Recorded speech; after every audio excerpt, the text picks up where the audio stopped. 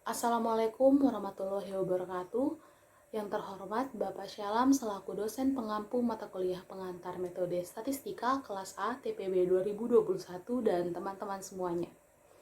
Kami dari kelompok 1 akan mempresentasikan tugas besar yang kami beri judul Analisis pengaruh perkembangan luas panen terhadap hasil perkembangan produksi sayuran dan buah semusim di Provinsi Kalimantan Timur pada tahun 2019 sampai 2020.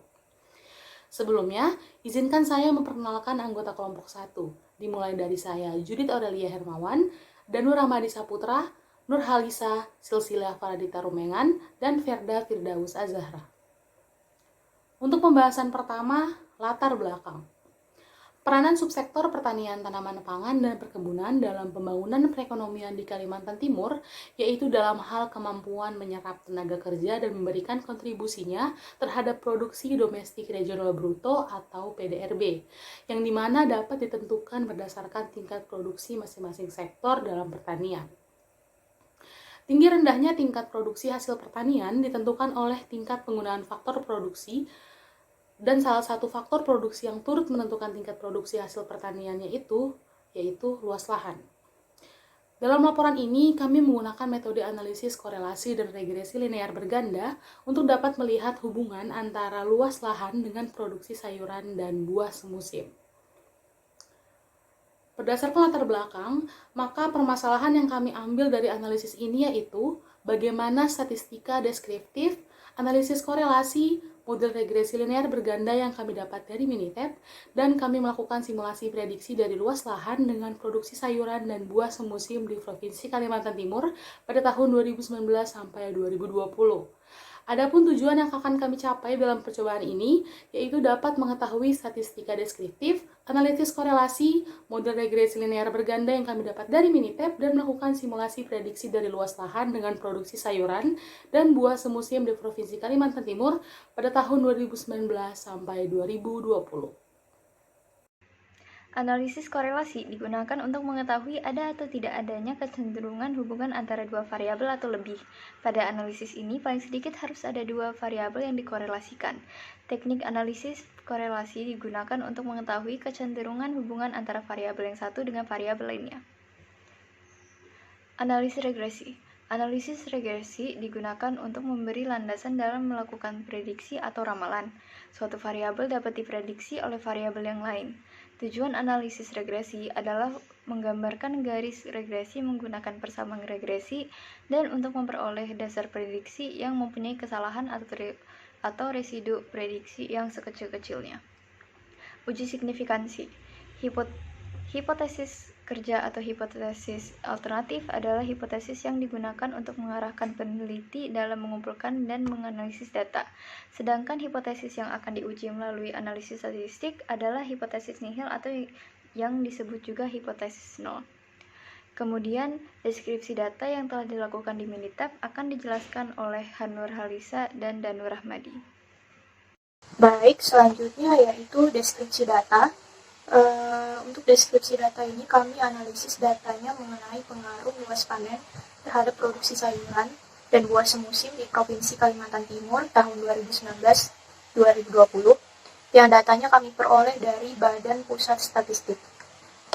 Kemudian, data tersebut kami sajikan dalam bentuk tabel di mana komoditas yang kami ambil yaitu ada 19 jenis tanaman, buah, dan sayuran.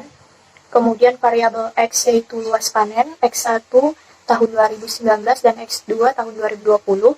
Lalu variabel Y yaitu produksi pada tahun 2019 dan 2020. Kemudian, data ini kami analisis terhadap variabel bebas independen berupa luas panen dan variabel terikat dependen berupa produksi. Setelah itu, tabel tersebut kami sajikan pula dalam bentuk diagram, di mana bisa kita lihat pada komoditas semangka, luas panen atau luas lahan pada tahun 2020 meningkat sehingga pada hasil produksi tahun 2020 pun meningkat.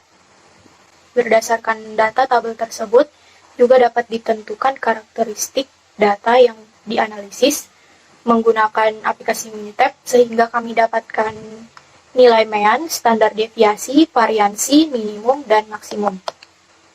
Selanjutnya yaitu analisis korelasi, di mana kami melakukannya menggunakan aplikasi Minitab.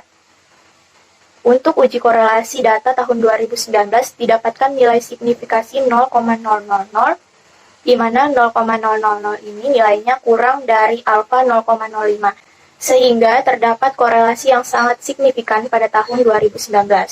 Selanjutnya, untuk uji korelasi data tahun 2020, didapatkan nilai signifikasi 0,690, di mana 0,690 ini nilainya lebih besar dari alfa 0,005, sehingga tidak terdapat korelasi pada data tahun 2020. Selanjutnya kami juga membuat diagram plot korelasi tahun 2019 dan 2020 dan dapat disimpulkan bahwa korelasi tersebut memiliki hubungan positif, di mana jika luas panen 2019 atau variabel X-nya bertambah, maka akan mengakibatkan produksi atau variabel Y-nya juga ikut bertambah. Selanjutnya, untuk model regresi berganda dan simulasi prediksi akan dijelaskan oleh teman saya Danu. Baik, terima kasih. Dan sekarang saya akan menjelaskan model regresi berganda. Analisis regresi linear yang digunakan untuk mengukur seberapa besar pengaruh variabel bebas atau variabel independen terhadap variabel terkait atau variabel dependen menggunakan aplikasi Minitab.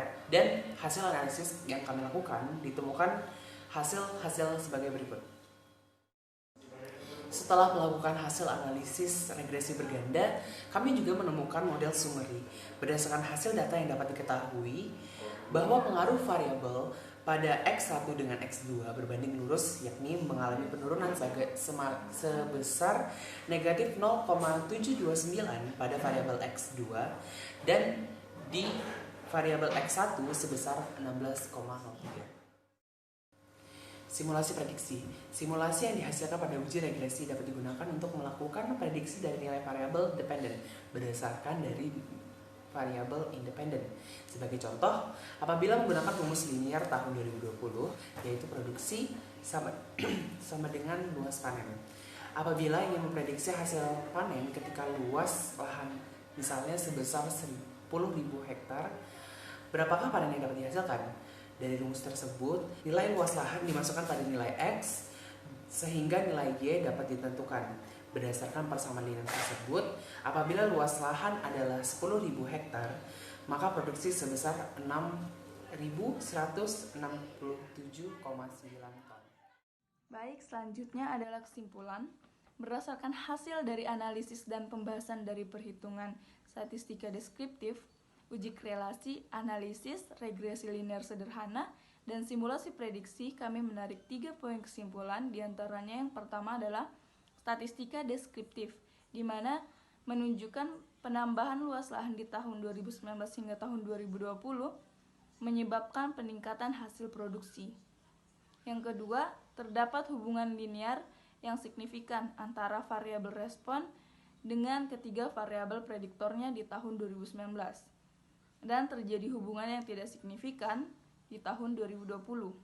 Hal tersebut menunjukkan hubungan antar variabel berbanding lurus positif, yang artinya semakin luas lahan maka produksinya akan semakin meningkat.